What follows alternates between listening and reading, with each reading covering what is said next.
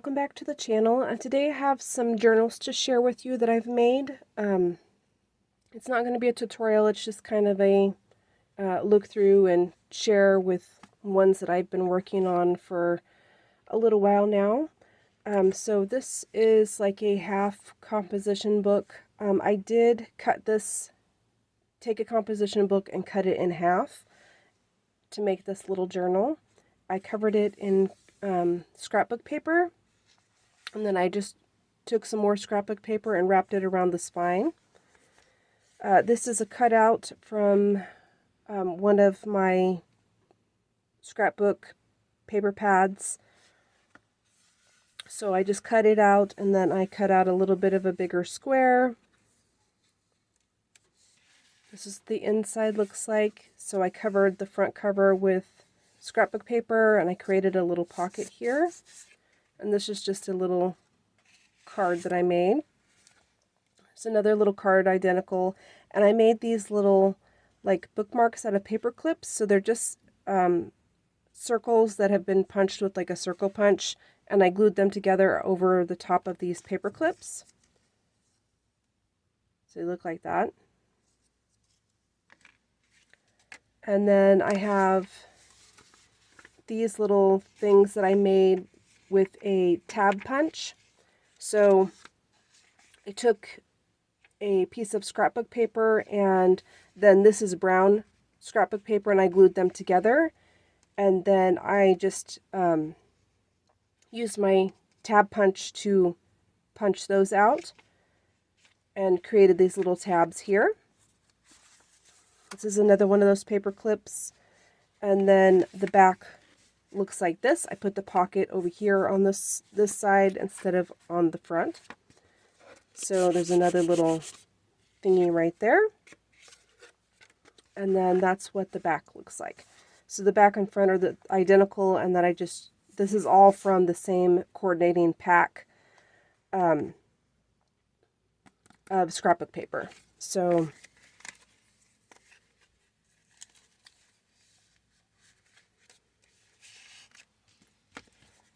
basically just using scraps that I had and a composition notebook. So I hope that you guys like this, and it gives you some ideas for different styles of journals or notebooks that you might want to make. One composition notebook, I cut it in half, and you can get 2 out of 1 single book. So great for craft fairs. If you're doing like paper crafts for your craft fairs, I think these would be really great sellers. So there's this one. This is not a journal. It is a recipe book. So this is one of those like picture albums that you can find at Dollar Tree. I just had some of this. This is that stuff you make wreaths out of, and I had some ribbon, and I just tied it around the center and created this little decoration. So with this, I took, it's all a fall themed paper design. So I took some of that, it's out of that same scrapbook paper. It's a huge paper pad. It's like a fall paper pad.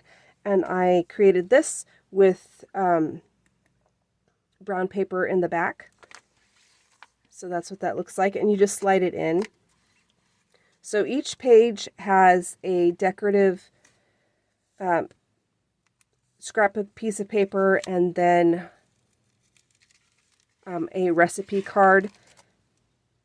So I just printed these. I printed these on my Cricut, but you could easily get these off of Canva, or you could purchase them from Amazon. You can buy them already made on Amazon, but it's just a recipe card. I'm not sure where else you can. You used to be able to find them at the Dollar Tree. I don't think that you can anymore, but you could easily just print them off on Canva or create your own. I know there is like a stamp pack that you can get that creates these. I don't know what brand that is. I just randomly seen it on Amazon, but there's a bunch of different ways. You could leave it blank and just know that you're going to write your recipes in there. So I'm just going to flip through this real quick because each one of these are different. The recipe cards are the same. And like I said, this is out of a really big autumn themed paper pad. So they're all autumn themes. They do have some blues in them, but most of them are like oranges. It's to go with, like, there's a blue pumpkin here and whatnot. But I thought it was really cute. And these are really great gift ideas for the holidays if you make them like themed towards the person that you're making it for. I did make this as a gift and then never wound up giving it to them. So I'm going to start using it myself. But I think it's really cute. You can decorate it in so many different ways. And basically I just measured the insert that came in, you know, like the picture that comes in this pocket here in the front that basically says it's a picture album and whatnot.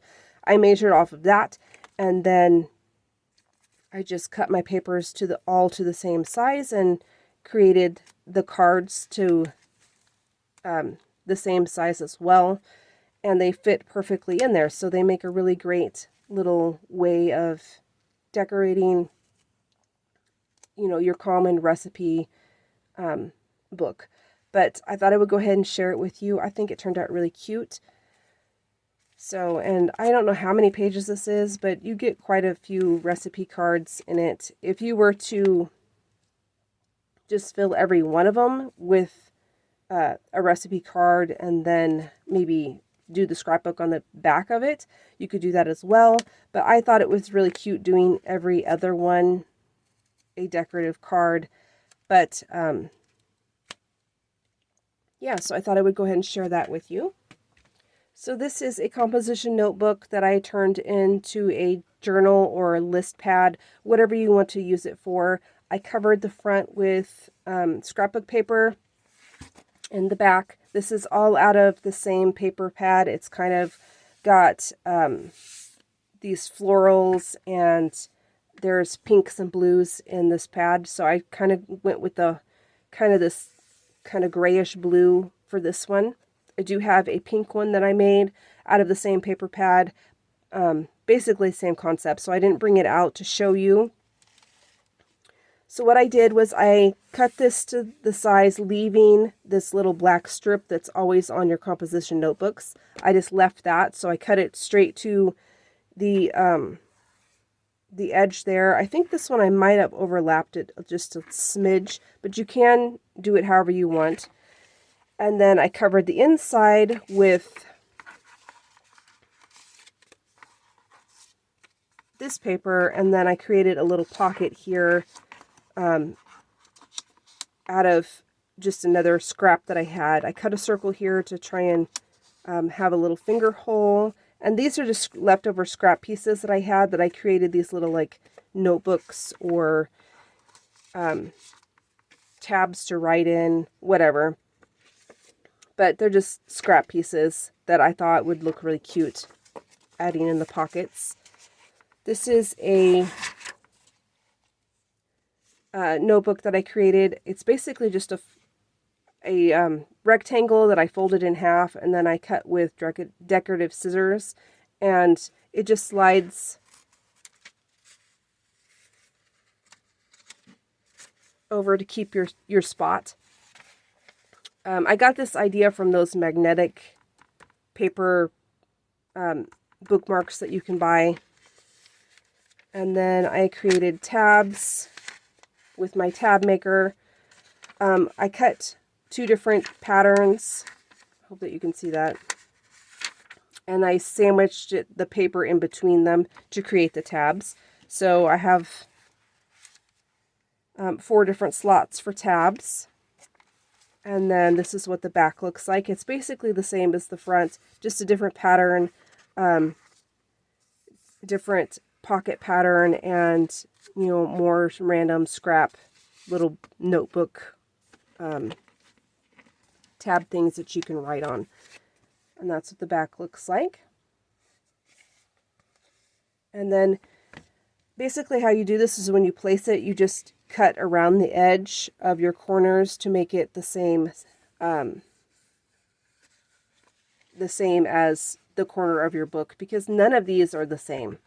So you could sit there and try and be as perfect as you want, but the composition notebooks are not cut the same way for everyone. You would think they would be, but they always have variations to them. So I just cut it to the size that I need, and then I go around the corners with just a pair of scissors.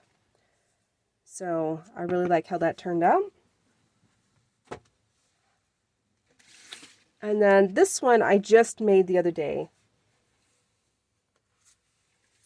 So it is made out of these bulk notebooks that I got from Amazon. I think it was last year sometime. It was a huge bulk lot, and they just look like this. I don't even remember how many pages this is. They're not very big, but they each have a different color on them, and there's so many of each color, but they look like this. So I was trying to figure out how I could do this without creating an independent cover for it and all of that. So what I came up with was this. What I did was I think I have 5 of these, and I took the covers and I glued them together. So I had a stack like this, and I glued each of the book covers together, not gluing where the color is at, so it would have a little room to bend back and forth. So gluing the 2 covers together, attached all of the notebooks together to create one large notebook. And then I just put some paper on the front, and then I cut some fabric to go across the spine, to attach to the front, go across the spine loosely and attach to the back, and then I just glued that on the front piece, leaving that little bit on the edge to be able to have it open freely without any issues. So see, it turns really nicely. It'll lay flat, and that's because I didn't glue any of these edges together. So I'm not sure I could actually show you, but the edges aren't glued together, and that gives it the mobility to be able to lay flat. So I added the fabric over that, and I glued it on, and then I went over it with scrapbook paper. This is just that single scrapbook paper that you can get from Hobby Lobby. It's sunflowers. My favorite flower is a sunflower, so I glued that on, and then I had some of this, it's kind of like a texture type of ribbon over, and I glued that over the seam. And then I had these little sunflowers that I think I picked up at Dollar Tree a couple years ago. They have little flower heads on them, but then they have like a wire stem so you can attach them to things. But I've had them in my stash for a while. And then I cut a piece of that that vinyl that you can buy for like covering picnic tables and stuff. It's in the fabric section at Walmart. It comes in different weights, but I have a whole bunch of it that I bought specifically for covering journals with, and I put that over the top because this is just the cover to the first notebook and scrapbook paper on top, and I wanted to kind of give it some protection, so I just cut it to the size I needed it, and then I just stapled it around the top. I know it's not the prettiest, but it works. It protects the cover, and then I can, not have to really worry about it breaking down when I'm opening and closing it all the time. And I was worried that these flowers were going to fall off if I do open and close it a lot, which you're going to do with the journal. And then I took what was left of that single sheet, and I created a pocket here and this little bookmark. So what I did was I took one of those flowers with the wire still attached. I poked the wire through the edge of this folded piece of folded piece of scrapbook paper, that just like the one I showed you earlier. And then I taped it, and then I glued the whole thing shut. So it kind of has a little decorative bookmark to go with it. And then I had another scrap of that, so I put one here. I wish I had cut a circle out, but I didn't think of it. And then I think that was all I could squeeze out of that one sheet of paper. So now I have 5 notebooks that are all joined together, and they're secure. It's heavy enough to be able to write on without having a table, and I think it looks really cute. So this is what the back looks like. I didn't put the ribbon on the back because I like it to lay flat, but it looks really nice. And like I said, I just stapled around the edge just to hold this plastic on, and you can't even tell it's there. If I hadn't told you it was there, you probably wouldn't have even seen it. But I wish I kind of had my plastic rolled up and stuffed in a shelf, and it's kind of crinkly, so I'm hoping that will work itself out the more I use it. But I think it turned out really cute. So I wanted to go ahead and share this with you. I may or may not have a tutorial coming up how I did this. It just depends on how much time I have and whether I can get it done for you guys. But it's super simple. I just explained how I did it. You could do it with any pre-bought notebooks that you have, or you could even make signatures and do the same thing. If you're going to do signatures, make sure you're stapling the signatures or sewing them together. They wouldn't be removable. And then you just take the first and last page of your signatures and glue them together. So the first and last page, or the first pages of every signature, would have to be the same size for you to glue together. I hope that you understood that. So I'll see you next time. Bye.